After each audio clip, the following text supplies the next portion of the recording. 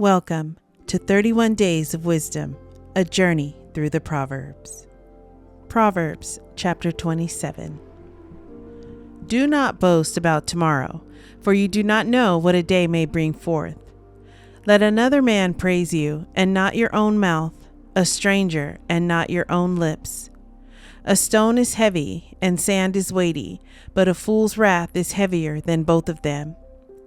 Wrath is cruel, and anger a torrent, but who is able to stand before jealousy? Open rebuke is better than love carefully concealed. Faithful are the wounds of a friend, but the kisses of an enemy are deceitful. A satisfied soul loathes the honeycomb, but to a hungry soul every bitter thing is sweet. Like a bird that wanders from its nest is a man who wanders from his place. Ointment and perfume delight the heart, and the sweetness of a man's friend gives delight by hearty counsel.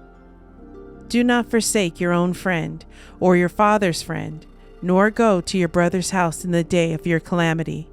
Better is a neighbor nearby than a brother far away. My son, be wise and make my heart glad, that I may answer him who reproaches me. A prudent man foresees evil and hides himself. The simple pass on and are punished. Take the garment of him who is surety for a stranger, and hold it in pledge when he is surety for a seductress. He who blesses his friend with a loud voice, rising early in the morning, it will be counted a curse to him.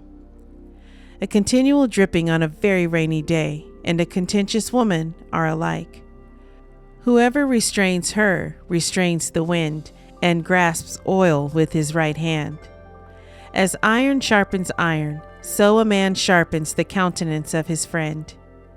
Whoever keeps the fig tree will eat its fruit, so he who waits on his master will be honored. As in water face reflects face, so a man's heart reveals the man. Hell and destruction are never full, so the eyes of man are never satisfied. The refining pot is for silver, and the furnace for gold, and a man is valued by what others say of him. Though you grind a fool in a mortar with a pestle, along with crushed grain, yet his foolishness will not depart from him. Be diligent to know the state of your flocks, and attend to your herds, for riches are not forever, nor does a crown endure to all generations. When the hay is removed and the tender grass shows itself, and the herbs of the mountains are gathered in, the lambs will provide your clothing, and the goats the price of a field. You shall have enough goat's milk for your food, for the food of your household, and the nourishment of your maidservants.